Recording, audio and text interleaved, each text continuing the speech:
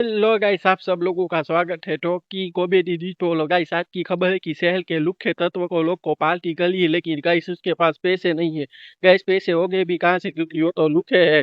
ये गाइस वो अपने शहर वालों को अपना नौसिखिया डांस दिखा के पैसे वसूल रहे कि चलो पार्टी के पैसे दो। चलिए गाइस, तो देखते हैं नौसिखिए डांस करने वालों के लुखे तत्वों के लोग को। पार्टी तो बनती है, सही कहा, लुखे तत्वों के साथ पार्टी तो बनती है। अबे लुखो, कहीं काम धंधा करो, कुछ काम धंधा करो, पैसे भी क्यों मांग रहे हो? अबे लुखे लोग, अब अपनी जिम्मेदारी है। अबे तुम लुखे लोगों को पार्टी की जिम्मेदारी दी तो केक तो क्या, चॉकलेट भी खाने को नहीं मिलेगी। इसीलिए भाई तुम लेने दो पार्टी की जिम्मेदारी लेना। इसीलिए भाई तुम अपने घर की जिम्मेदारी लो ना, तो वो भी अच्छा है।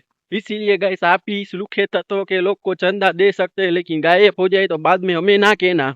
गाइस, इस लुखे तत्व के लोग को छोड़ो। आपको हमारी वीडियो अच्छी लगी है तो लाइक करो, शेयर करो, सब्सक्राइब करो। हाँ गाइस, ऐसी कॉमेडी वीडियो की तरह मिलते हैं हम अगली वीडियो में। तब तक के लिए बाय बाय।